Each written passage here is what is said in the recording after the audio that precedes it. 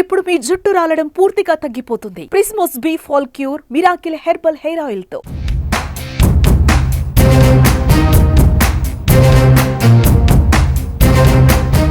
ఢిల్లీ ఆప్ ప్రభుత్వంలోని కీలక మంత్రులంతా జైలుబాటు పడితే డజనుకు పైగా మంత్రిత్వ శాఖలను ఒంటి చేత్తో నడిపింది బడిపంతులమ్మ. అంతేకాదు ఢిల్లీ విద్యారంగంలో కీలక సంస్కరణలు తీసుకురావడంలో ఆమె కీలక పాత్ర పోషించారు. అన్నమయ్య జిల్లా మదనపల్లికు సమీపంలోని కురబలకోట మండలం రిషి వ్యాలీ స్కూల్లో అతిశి గతంలో టీచర్గా పనిచేశారు. 2003 జూలై నుంచి 2004 మార్చి వరకు హిస్టరీ టీచర్గా చేశారు. 6-7 తరగతులకు ఇంగ్లీష్ టీచర్గా పనిచేశారు. తమ పూర్వ టీచర్ ఢిల్లీ సీఎం కానుండడంతో రిషి వ్యాలీ స్కూల్ నిర్వాహకులు సంతోషం వ్యక్తం చేస్తున్నారు. ప్రముఖ తత్వవేత్త జిడ్డు కృష్ణమూర్తి రిషి వ్యాలీ స్కూల్ను స్థాపించారు.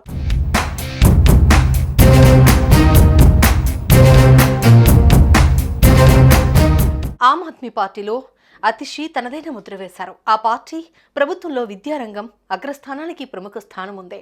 విద్యారంగం సాధించిన విజయాల్లో క్రెడిట్ అతిశికే దక్కుతుంది. మధ్యప్రదేశ్లోని కుగ్రామంలో 7 సంవత్సరాల పాటు ఉండి అక్కడి రైతులకు సేంద్రియ వ్యవసాయంపై పాఠాలు బోధించిన అతిశి తర్వాతి కాలంలో ఆమ్ ఆద్మీ పార్టీలో చేరి అంచెలంచెలుగా ఎదిగారు. 2013 అసెంబ్లీ ఎన్నికల్లో పార్టీ మేనిఫెస్టోను రూపొందించడంలో ఆమె కీలక పాత్ర పోషించారు. 2014 లోక్సభ ఎన్నికలకు ముందు ఆమెను ఆప్ అధికార ప్రతినిధిగా నియమించారు. 2019లో తూర్పు ఢిల్లీ లోక్సభ నుంచి పోటీ చేశారు. అయితే ఆ ఎన్నికల్లో బీజేపీ అభ్యర్థి మాజీ క్రికెటర్ గౌతమ్ గంభీర్ చేతిలో 4.77 లక్షల ఓట్ల తేడాతో ఓటమి చవిచూశారు.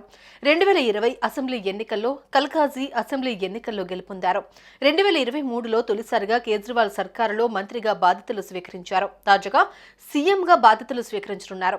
విద్యాశాఖ మంత్రిగా పనిచేసిన మనీష్ సిసోడియాకు ఆమె ఎంతగానో సహకారం అందించారు. ఆయనకు సలహాదారుగా ఉంటూ పలు వ్యూహాలను రూపొందించారు. ఆ పార్టీలో ఆమె కీలక నాయకురాలు. ఆమె గతంలో ఉపాధ్యాయురాలిగా సేవలందించిన ఆమె ఢిల్లీలో ప్రభుత్వ పాఠశాలను మెరుగుపరచడంలో ముఖ్య భూమిక పోషించారు. అలాగే ఆమె ఆప్ రాజకీయ వ్యవహారాల కమిటీ సభ్యురాలిగా కొనసాగుతున్నారు.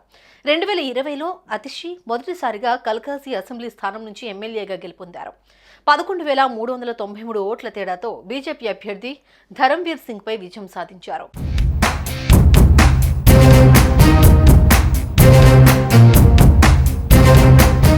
అతిశి మార్లేనా సింగ్ కార్యశైలి చూసి 2020 గోవా ఎన్నికల్లో ఆప్ ఆమెను పార్టీ ఇన్ఛార్జిగా నియమించింది. ఆ తర్వాత ముఖ్యమంత్రి అరవింద్ కేజ్రీవాల్, డిప్యూటీ సీఎం మనీష్ సిసోడియా జైలులో ఉన్నప్పుడు ఆమె బీజేపీ కేంద్ర ప్రభుత్వంపై అవసరమైనప్పుడల్లా విమర్శలు చేస్తూ పార్టీ బాధ్యతలను తన భుజాలపై మోసింది. ఫలితంగా ఆమెకు ఇప్పుడు ఢిల్లీ ముఖ్యమంత్రి పదవి లభించింది. అయితే ఢిల్లీ ముఖ్యమంత్రి పదవి పొందక ముందు ఆమె ఆంధ్రప్రదేశ్లోని మదనపల్లిలో రిషి వ్యాలీ స్కూల్లో ఇంగ్లీష్, హిస్టరీ బోధించేవారు. ఆమె విద్యారంగంలో సంస్కరణలు తీసుకురావాలని ఎంతో కృషి చేశారు. ఢిల్లీ ప్రభుత్వ పాఠశాలలో ఇన్ఫ్రాస్ట్రక్చర్ మెరుగుపరిచేందుకు రైట్ టు ఎడ్యుకేషన్ చట్టం కింద పాఠశాలలో స్కూల్ మేనేజ్మెంట్ కమిటీలో ఏర్పాటు చేసేందుకు ప్రైవేట్ స్కూల్స్ విపరీతంగా ఫీజులు పెంచకుండా ఆమె ఎంతో శ్రమించారు.